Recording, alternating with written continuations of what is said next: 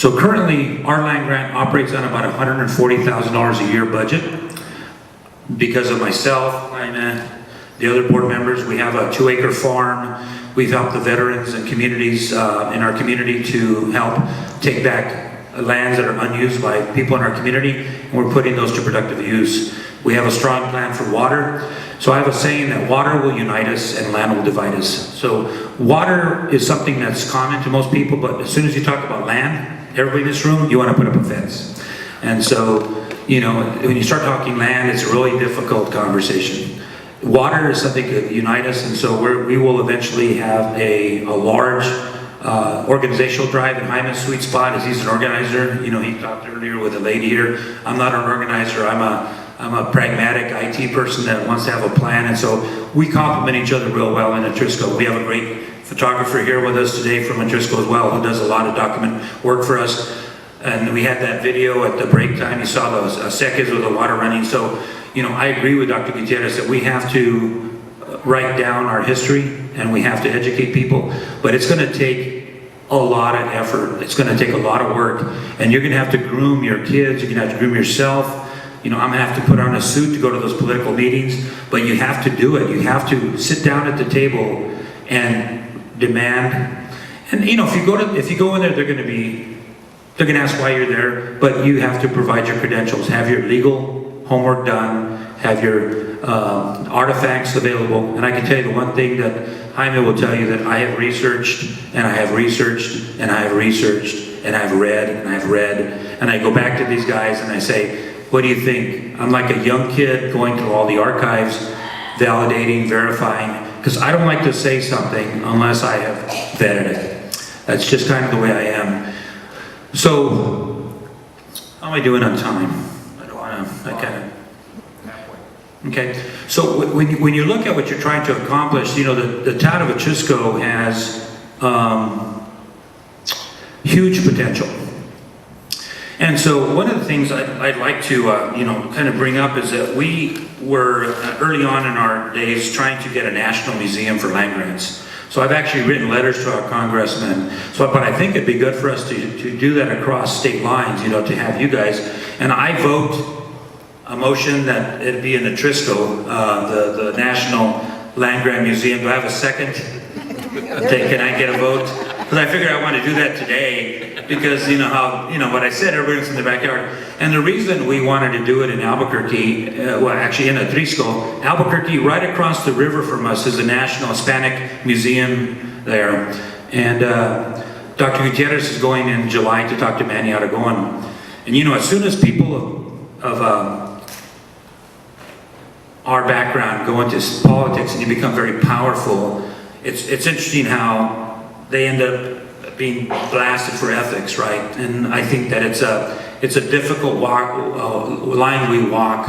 And I think that Manny Aragon, as you know, he was our Speaker of the House, and he got into some fraudulent activities, but he was a very powerful man in his day. And we really have to groom our kids to not go down a bad path, because one bad event can ruin all the work you do for 10 years. So I can tell you that I'm kind of glad we didn't have money when we started. So we operated about $140,000 in kind. We file a state budget. We comply with the state audit rules. So we do all of the paperwork. So if they check on who we are, we're a town that is balanced budget. We don't spend anything and we don't get anything. We're not too bad.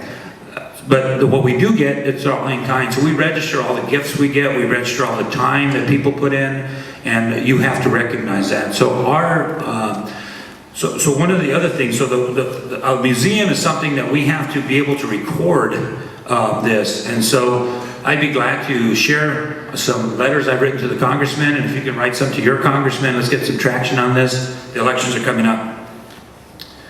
The other thing I wanted to bring up was, you know, somebody said young, dumb, and poor. Well, there's old, dumb, and poor as well, right? I don't want to leave anybody out from the Dr. Gutierrez, right?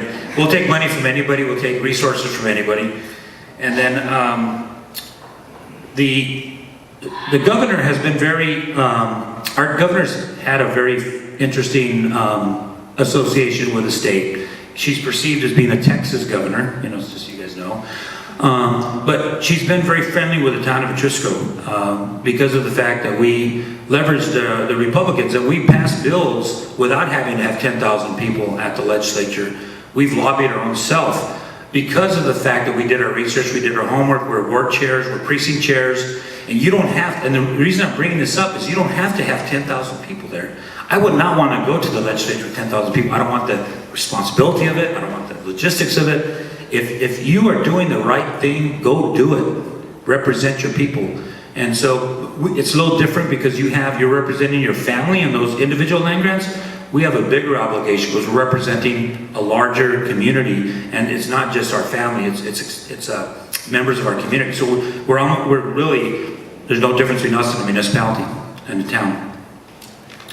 The other thing I wanted to bring up is that the laws for this community under I'm not sure if anybody's ever looked at the Supreme Court rulings under the Sovereignty Clause.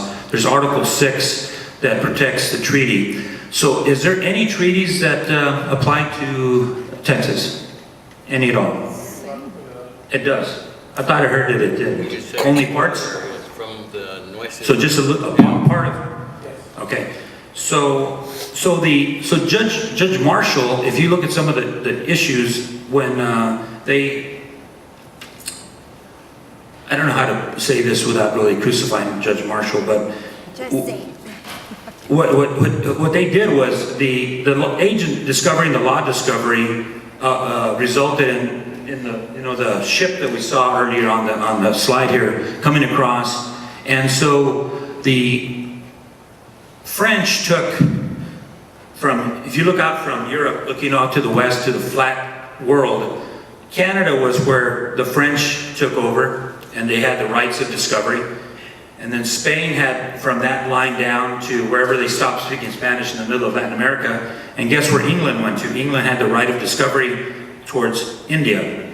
So Judge Marshall did a very interesting when they were looking at Plymouth Rock and the East Coast on the rights of people the rights of Anglo settlers to take land from the tribal communities, Judge Marshall had land as well. He had lands that were affected by his decision.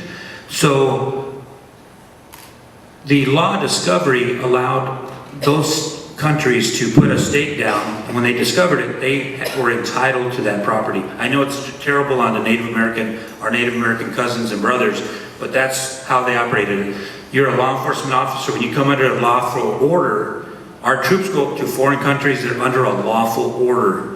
So they can be tried for not obeying a lawful order. And so the Spanish conquerors that came here were under lawful orders from the King of Spain, same as the English and same as the French.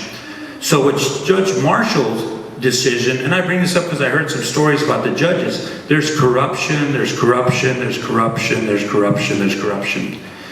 And it's all about the almighty dollar and the peso. Because Mexico and the United States were part of the same kind of third-party sale, right? We're a third-party sale. Everybody stayed in the United States, and then the Mexico left with the money, and then the people were left here to fend for themselves. Spanish law applied, not English law. You know, their Spanish law didn't apply anymore, English law did.